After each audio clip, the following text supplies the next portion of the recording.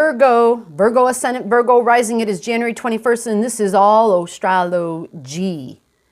I am talking about Venus, and I'm talking about fiery ass Mars. Can you see the lit flame there? Fiery Mars is in Sag. It's a vertical flame. It's shooting straight up. Venus and Mars square. You want to understand when this happens, where it happens, and how it's going to affect you right now. All right, Venus is love. Venus is relationships. Venus is how I compromise. When do I compromise? When do I need to? When do I back off? Venus is what I value. Venus is all about my desires. Venus rules Taurus. Venus rules Libra. So look at your chart. You've got Taurus and you've got Libra. Understand that the things I'm going to talk about, Venus expresses that way in those areas of your life. So this video is going to be all about understanding that and what happens when with who she is right now and what she's touching upon, what that's going to mean for you. Because Venus is the woman, the feminine energy. Mars is the masculine, the male in your life. And when they go head to head, we got to understand, or at least have a little bit of a heads up, like, okay, great. Where is this going to be? Is this going to be at work? Is this going to be at home? Is this going to, you know what I'm saying? Like where, when in my life?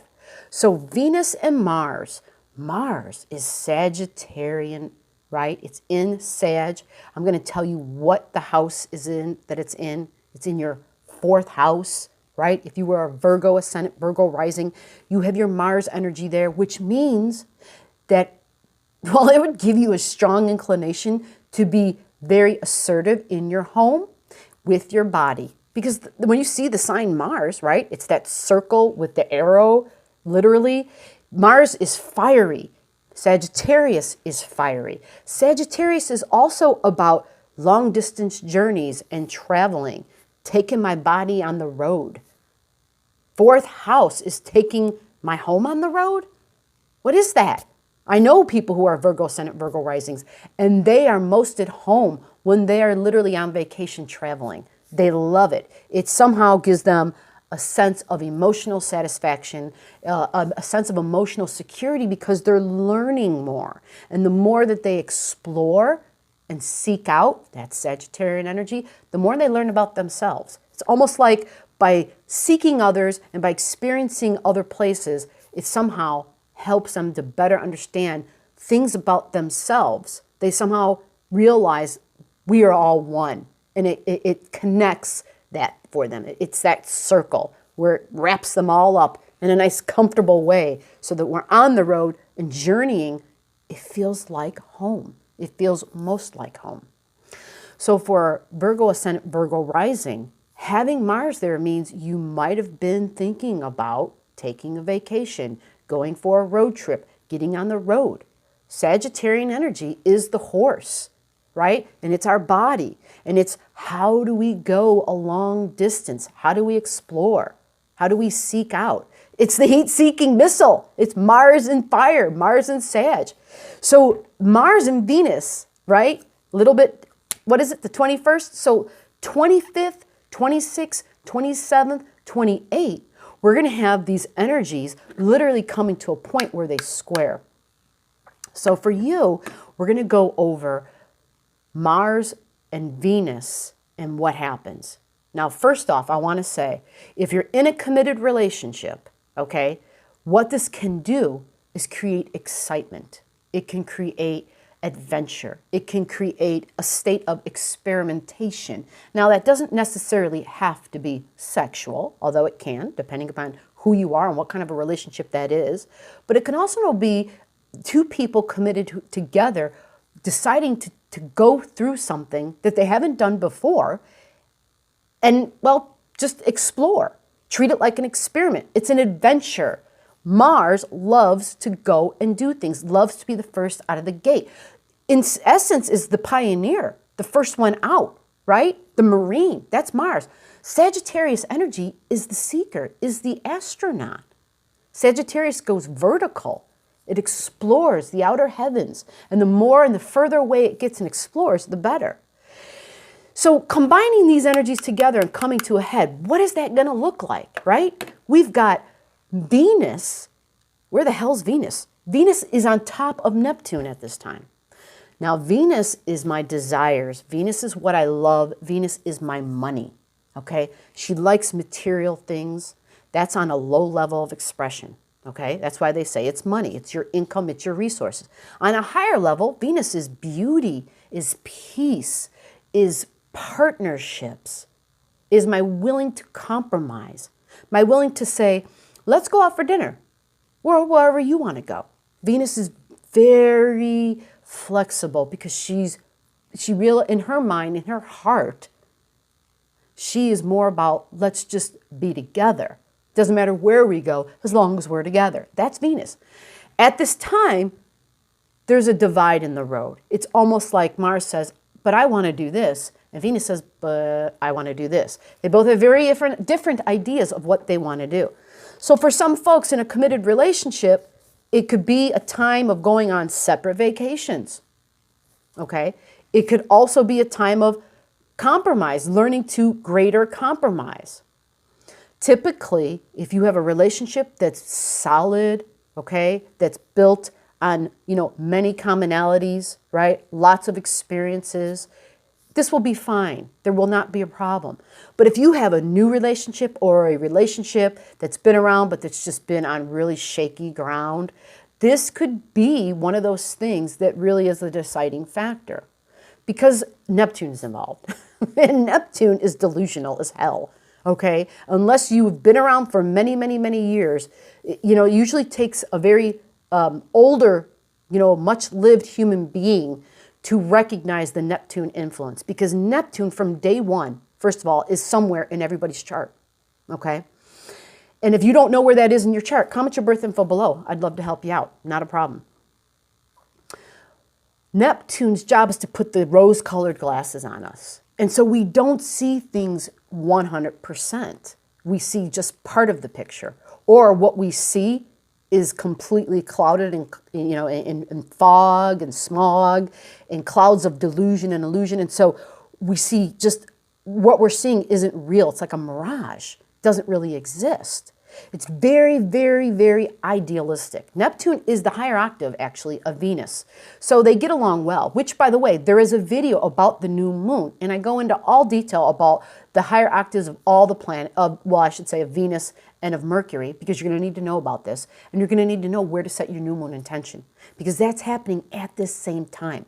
So I will attach the video down below. Make sure you watch it so you get a more clear picture of the whole picture of what's going on and how to move forward intelligently. So let me go into the details, right? I already gave you some dates, but let me talk a little bit more in depth. We have got, for Virgo Ascendant, Virgo Risings, you've got Taurus in your 9th house. Now, I'm mentioning this because Venus rules Taurus, all right? And Uranus has been there for the last 2 years, changing your belief systems, because that's what your 9th house is, your opinion and your beliefs about higher education, about higher learning, about religion, about your philosophy on life, about long journeys, about these long distance traveling, and how badly do you need them in your life? And are there other ways that you can travel and get the emotional satisfaction? You see the connection to the 4th house? Because that's where you have Sag, and that is also about long journeys and foreigners. Taurus has been going through changes and will be for the next 5 years. Uranus stays in this placement for 5 more years.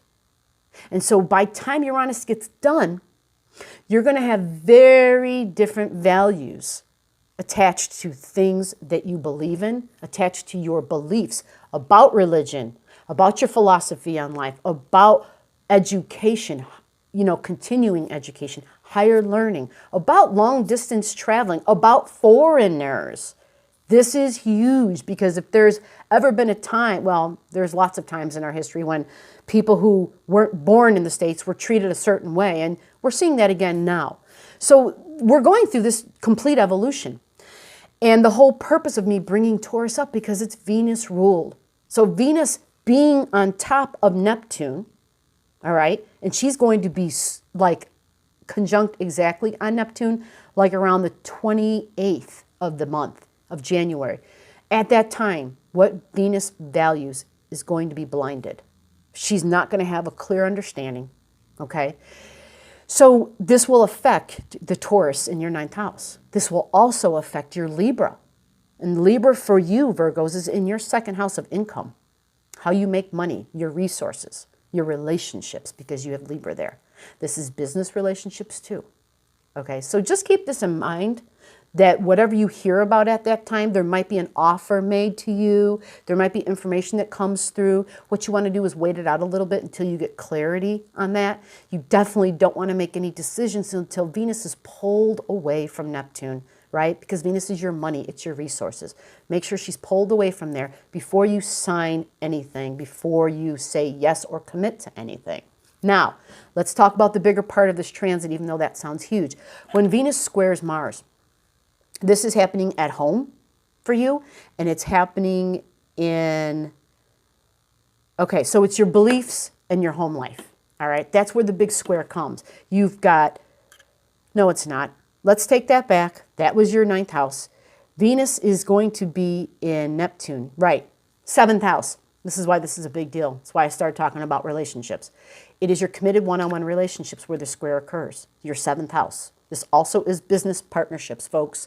So it's your home and your committed relationships. So if you're married, okay, that's the shit at home, without a doubt. If you have business partnerships that are at home, okay, that's where that's going to occur, right?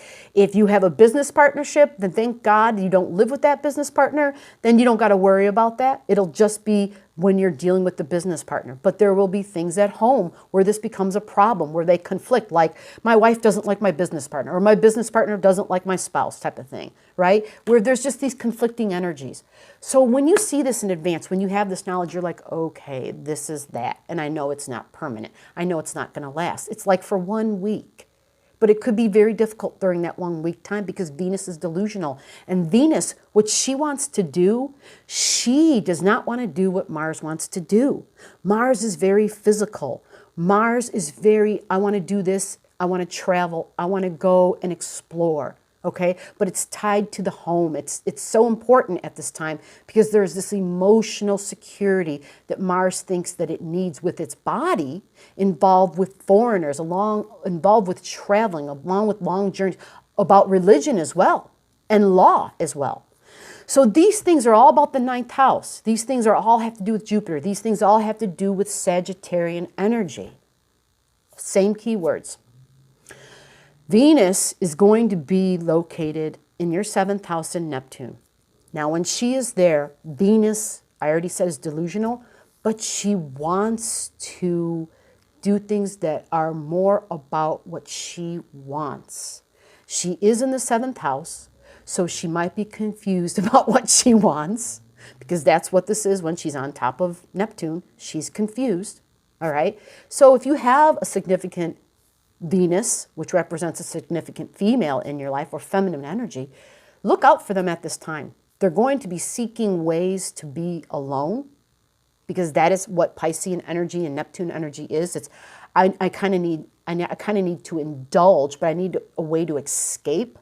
So if there's tension going on, right, what do we all want to do? Oh, wow, let me get the hell away from that. Be aware that Venus and Neptune together, Venus is very self-indulgent and can be. And with Neptune, she could go to substances. She could go to liquor. You know, there are different, everyone has a different poison that they pick. Some people just go watch movies. Some people write, right? Some people, you know, go and meditate. Some people, everybody's different. So if you know that you have someone in your life that's important to you, who has tendencies to do things that may not be for their best, that they use to escape, right? It's their escape tool. It's not necessarily healthy. It's not like just going and reading a book or watching a movie or putting on some music. It's something else, and it might go to the extreme. Just keep an eye out, right? And understand that what Venus needs to do is to have solitude. What she needs is a bubble bath, right? Something that's good for her, right? Maybe a glass of wine, right? Not a bottle or whatever. Who knows? You know what you are, and you know what you can handle. But what I do want to say is at this time, especially for a Virgo Ascendant, Virgo rising, you're going to realize that when the square happens with Mars and Venus, it's also happening with Mars and Neptune. Mars and Neptune, Mars is the body. Neptune is substances. So at this time, our substance, whatever we used to be able to handle, it will be much lower. We are going to be much more sensitive. Okay, so that goes for liquid substances especially. So alcohol, right? We're not going to be able to consume or indulge in as much as we normally do. It will negatively affect the body. Okay, so keep this in mind when you're trying to escape, when you're trying to find a place of peace, when you're trying to just stay sane. Realize 26th, 27th, 28th of this month. Be careful how do you indulge. I say this specifically for those who, who typically like to use a substance to get away. Be aware and stay healthy. All right, I hope this has helped. Bye.